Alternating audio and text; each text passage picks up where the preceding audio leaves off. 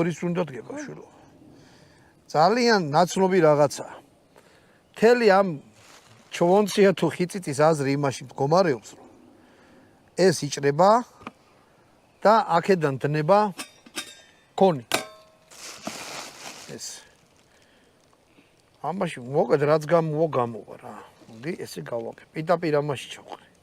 ჩაყარ.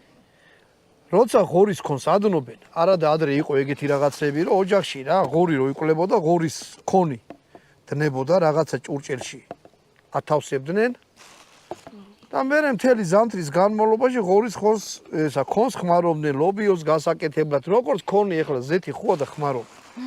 ადრე ზეთი და სუპერმარკეტი არ იყო, ყველა აკეთებდა. აი ამას რო გააკეთებდნენ, მერე რაც არ რჩებოდა, უკვე ადუღებული რაღაციდან, არა უშავს.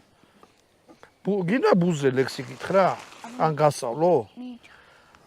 ბუზები ძრებიან პირდაპირ ხახაში, მოდი და იცხოვრე ამნაირ ხანაში. აი ეგრე. მოკლედ. ატარებენ.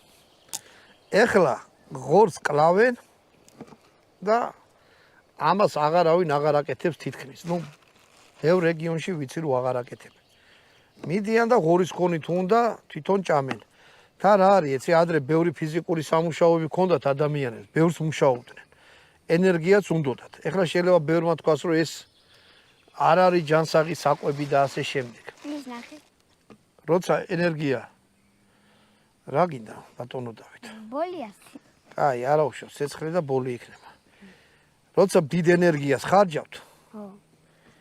ეს კიდე კაია მაგალითად